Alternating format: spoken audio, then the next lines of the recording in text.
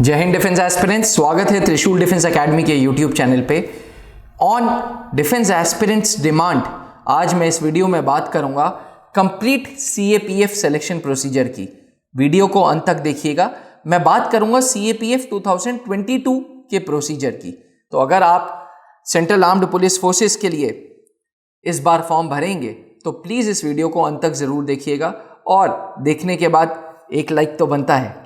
Central armed police forces एक ऐसी force जो यूनियन पब्लिक सर्विस कमीशन के अंडर आती है, मिनिस्ट्री ऑफ होम अफेयर्स के अंडर आती है और अपने आप में 5 फोर्सेस की ये कॉम्बिनेशन है। CRPF, CISF, ITBP, border security force and सशस्त्र सीमा बल। इस साल 253 पोस्ट आई हैं सीएपीएफ की, जिसके थ्रू आप ग्रेड 1 या गस्टेड ऑफिसर या असिस्टेंट कमांडेंट की पोस्ट के लिए अप्लाई करेंगे। तो डिफेंस एस्पिरेंट्स सबसे पहले एक चीज समझें, सीएपीएफ के लिए ग्रेजुएशन जरूरी है।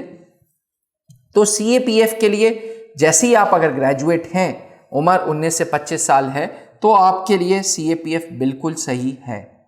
सीएपीएफ का फॉर्म सबसे पहले बात करें, 20 अप्रैल को फॉर्म आएगा और 10 मई तक फॉर्म रहेगा। इस बीच आप ये फॉर्म ऑनलाइन भरेंगे और अपनी चॉइस ऑफ सर्विसेज के लिए टिक करेंगे। डिफेंस एस्पिरेंट्स मैं आपको बता दूं, रिटन एग्जामिनेशन के बारे में मैंने पहले भी बात की है कि 2 तरीके के पेपर होते हैं, पेपर 1, पेपर 2। आज मैं पूरे प्रोसीजर की बात करूंगा। सेंट्रल आर्म्ड पुलिस फोर्सेज में पहले आपको एक रिटन एग्जामिनेशन देना होगा। जिन बच्चों का रिटन निकलेगा उनको फिर physical efficiency test and medical test देना होगा। Physical efficiency test and medical test देने के बाद आपको यूपीएससी न्यू दिल्ली में बुलावा आएगा और आपका इंटरव्यू होगा। बहुत सारे डिबेट्स चले थे कि क्या सीएपीएफ में एसएसबी इंटरव्यू आएगा। इस साल ऐसा कुछ नहीं है, बट इवेंचुअली ये चीज मान लें कि सीएपीएफ में भी साइकोलॉजिकल टेस्ट तो जरूर आएगा। तो जिस तरीके से इंडियन कोस्ट गार्ड में एसएसबी का प्रोसीजर रहता है, उसी तरीके से सीएपीएफ में भी आने वाले समय में एसएसबी इंटरव्यूज होंगे, लेकिन अभी बिल्कुल भी नहीं। अभी एक प्लेन इंटरव्यू होगा जो 1 से 1.5 घंटे का होगा। कुछ लोगों को डाउट्स होते हैं फिजिकल एफिशिएंसी टेस्ट के लिए, तो मैं आपको बता दूं, फिजिकल एफिशिएंसी टेस्ट 4 चीजों में टूटा है। पहले 100 मीटर रेस होगी, 100 मीटर रेस के तुरंत बाद 800 मीटर की रेस होगी, 800 मीटर रेस के बाद लॉन्ग जंप और शॉटपुट मेल्स के केस में। 100 मीटर रेस जो मेल्स को पूरी करनी है वो 16 सेकेंड्स में पूरी करनी है और फीमेल्स को 18 सेकेंड्स में पूरी करनी है। वहीं 800 मीटर रेस जो मेल्स को पूरी करनी है वो 3 मिनट 45 सेकेंड में, गर्ल्स को 1 मिनट का और टाइम मिलता है, 4 मिनट 45 सेकेंड।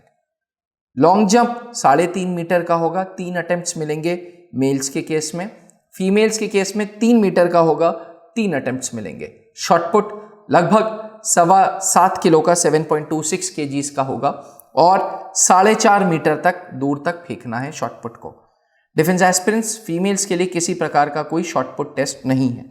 अब जब फिजिकल एफिशिएंसी टेस्ट हो जाता है, फिर मेडिकल टेस्ट होता है। मेडिकल को लेके बहुत तरह तरह के सवाल हैं। सबसे पहले मेडिकल को लेके हाइट का सवाल उठता है। तो मेल्स के केस में मिनिमम हाइट 165 सेंटीमीटर चाहिए और फीमेल्स के केस में 157 सेंटीमीटर्स। वहीं चेस्ट की बात करें तो फीमेल्स में ऐसी कोई रिक्वायरमेंट नहीं है, मेल्स के केस में 81 सेंटीमीटर्स की रिक्वायरमेंट है चेस्ट की। वेट करस्पॉन्डेंट 165 सेंटीमीटर से करस्पॉन्डेंट वेट 50 किलो बैठता है और 157 से करस्पॉन्डेंट 46 kgs बैठता है। एक हाइट इस टू वेट का चार्ट हमने आपके लिए प्रोवाइड किया है टीवी फ्रेम पे, आप उसको देखेंगे तो आपको हर हाइट पे क्या वेट चाहिए वो क्लियर हो जाएगा। आंखों को लेके बहुत सारे कंफ्यूजन्स रहते हैं। देखिए, बेटर आई हमेशा होती है 6/6, पर अगर आपकी विजन 6/9 भी है तो दोनों आंखों में कोई दिक्कत नहीं है। अब जब आप चश्मा लगा लेते हैं तो पहला सवाल ये उठता है कि ये चश्मे वाले अलाउड हैं, तो बिल्कुल अलाउड हैं डिफेंस एस्पिरेंट्स, मैं आपको बता दूं। और साथ साथ लेजिक सर्जरी, लेजर सर्जरी भी अलाउड है। लेजर सर्जरी मैंने बोला नहीं कि आप लोगों के दिमाग में बहुत सारे डाउट्स उठने लग गए।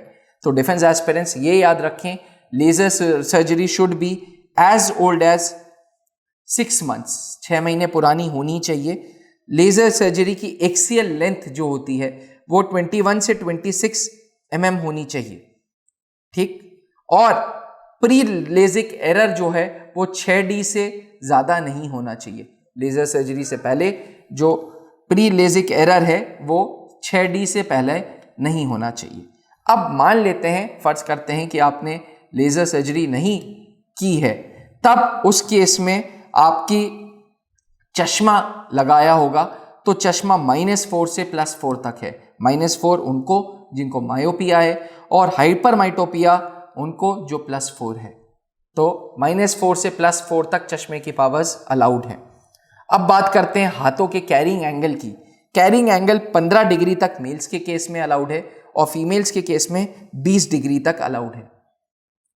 ईयर्स में किसी प्रकार की कोई डेफनेस मतलब बहरापन नहीं होना चाहिए और कान में किसी प्रकार का कोई पस नहीं निकलना चाहिए।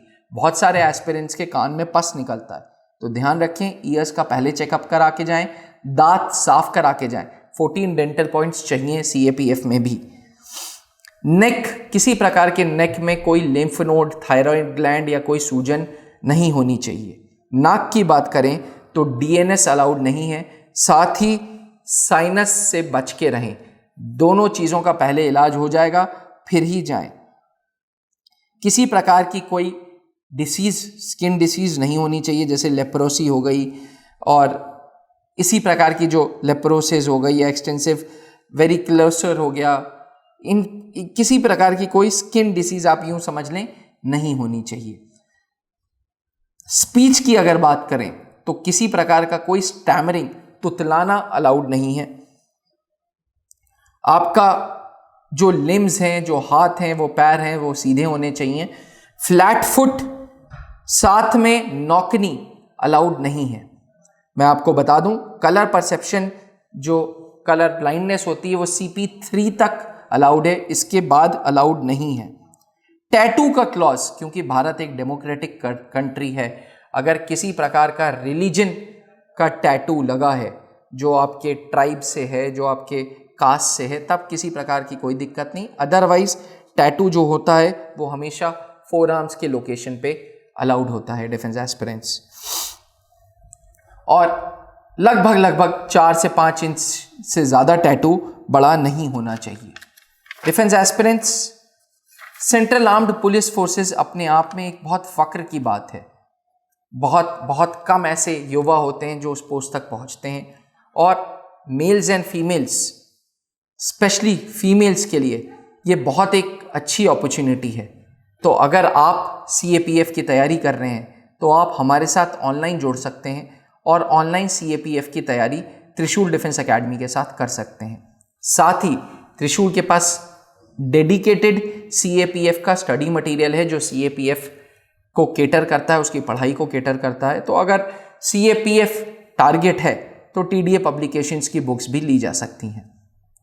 त्रिशूल डिफेंस एकेडमी के सेंटर्स अलग अलग जगहों पे हैं। आज 4 मुख्य रूप से बड़ी जगहों पे सेंटर्स हैं। इलाहाबाद तो कॉरपोरेट ऑफिस है, देहरादून है, रांची है, बरेली है।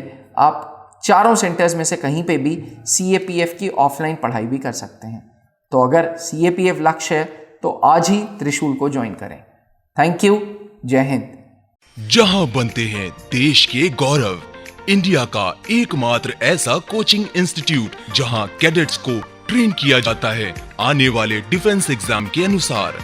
अगर आपका भी सपना है भारतीय सेना में शामिल होकर देश की सेवा करने का, तो आज ही ज्वाइन करें त्रिशूल डिफेंस एकेडमी।